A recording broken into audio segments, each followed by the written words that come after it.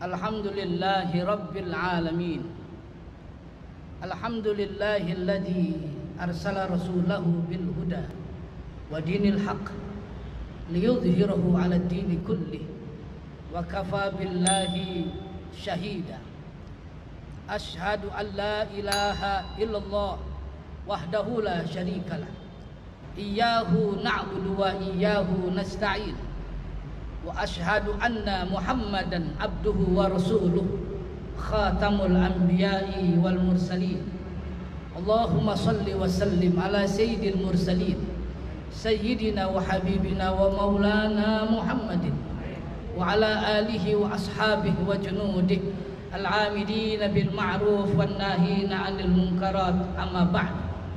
Ma'asyiral muslimin rahimakumullah, usikum wa nafsi bitaqwallah faqad fazal muttaqun. Wa'lamu anna Allah azza wa jalla qala fi kitabihil karim wa huwa asdaqul qailin. A'udzu billahi minasy syaithanir rajim. Bismillahirrahmanirrahim. Wasta'inu bis sabri was shalah wa innaha lakabiratun illa 'alal khashi'in.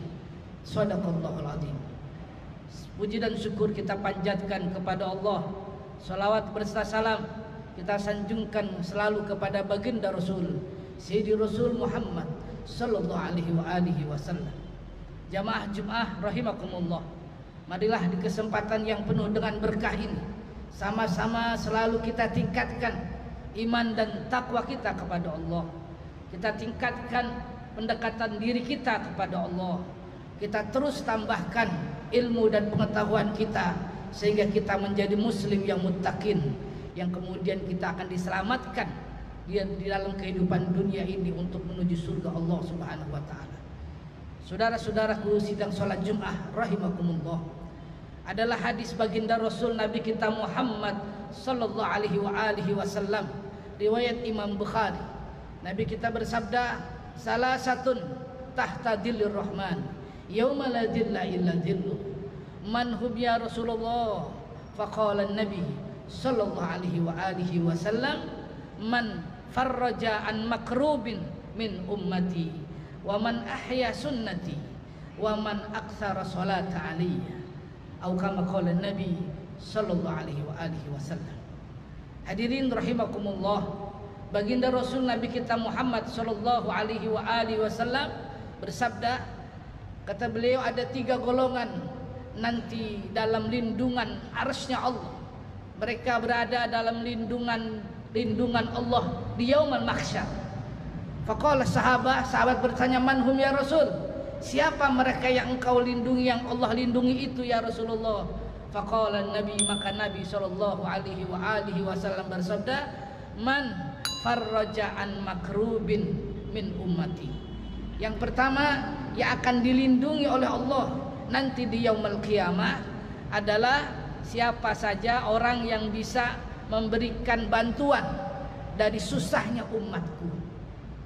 Artinya sahabat-sahabatku, hadirin dan hadirat yang dimuliakan Allah, siapa saja ketika melihat orang susah, siapa saja ketika melihat orang kekurangan, kemudian dia membantunya, baik ekonomi, baik bantuan-bantuan lainnya, maka yakinlah bantuan-bantuan itu akan menyebabkan dia nanti ditolong oleh Allah di yaumul qiyamah.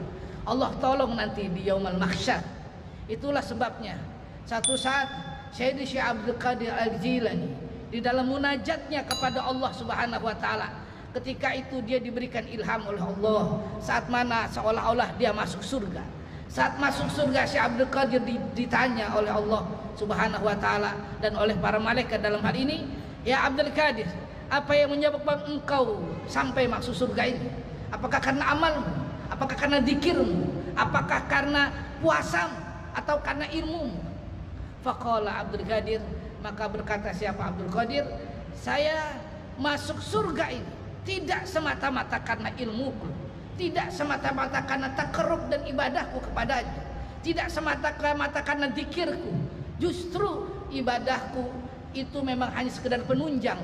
Maka yang menyebabkan aku masuk surga tidak lain lebih sakhawati, karena kedermawananku, karena keinginan dan kesukaanku memberi kepada umat dan di sekitarnya.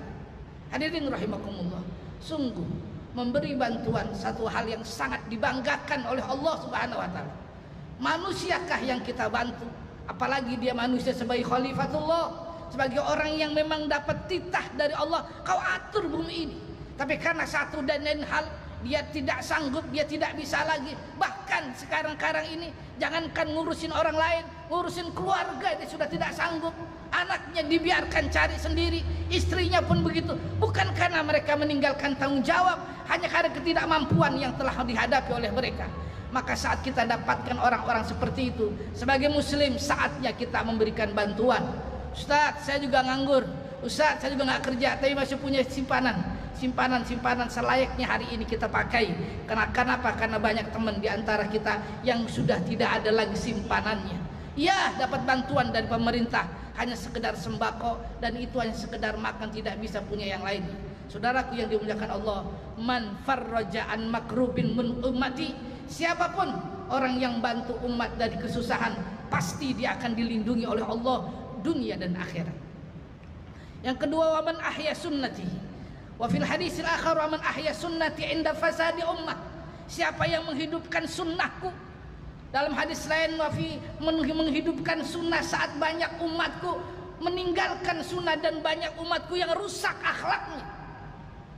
Hadirin rahimakumullah, menghidupkan sunnah merupakan satu hal yang berat hakikat. Yang wajib berat, sunnah hakikatnya lebih berat. Karena ketika orang sudah menghidupkan sunnah, sudah pasti wajibnya terjaga dengan sendirinya. Inda fasadi ummah, saat banyak umat meninggalkan ajaran agama ini. Jangankan umat, dalam level dunia, level negara, orang digiring semaksimal mungkin biar meninggalkan agama. Naudzubillah, summa naudzubillah min dzalik. Karenanya, ayo hidupkan sunnah biar agama tetap terjaga.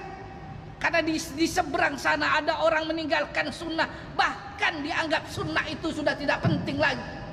Sementara dalam waktu yang berbarengan akhlak, tabiat, perilaku manusia hampir seperti serigala, di mana dia kuat menggigit yang kecil, yang lemah, terus demikian. Dan ini merupakan fasadul ummah, kerusakan umat.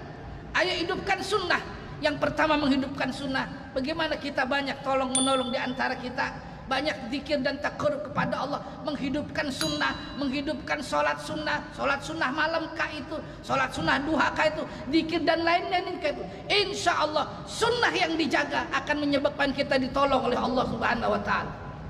Dan yang ketiga, kata baginda Rasul Nabi kita Muhammad sallallahu alaihi wasallam, man aksara sholat aliyah, orang yang banyak baca sholawat kepada saya. Artinya sholawat pun bagian daripada kata sunnah. Itulah sebabnya hadirin rahimakumullah, Allah berpesan pada kita, wasta'in bis sabri was shalah. Hai umat Islam, hai orang-orang yang beriman, kau menghadapi susah, sesusah apapun, ayo mintalah kau pertolongan kepada Allah supaya dikuatkan kesabaran kita menghadapi dunia ini. Tapi tidak sekedar sabar, di mana sabar mengikuti protokol kehidupan yang baik, dan itu memerlukan kesabaran. Kita datang, kita jalan kemana, kita pakai masker, kita duduk dibatasi dan lain-lain, itu merupakan kesabaran. Ikuti cara sabar ini. Tapi jangan lupa, setelah sabar kita bisa lakukan wassalah, minta sama Allah pertolongan. Dalam artian hidupkan sunnah, banyakin takarrub, insya Allah bala akan hingkang di tengah-tengah kita, bala akan jalan, bala akan pergi di tengah-tengah kita manakala menghadapi orang-orang yang sabar dan syukur. Amin ya rabbal alamin. Semoga bermanfaat. Ihdinas siratal mustaqim, siratal ladzina an'amta alaihim ghairil maghdubi alaihim waladdallin. Barakallahu li wa lakum fil Qur'an.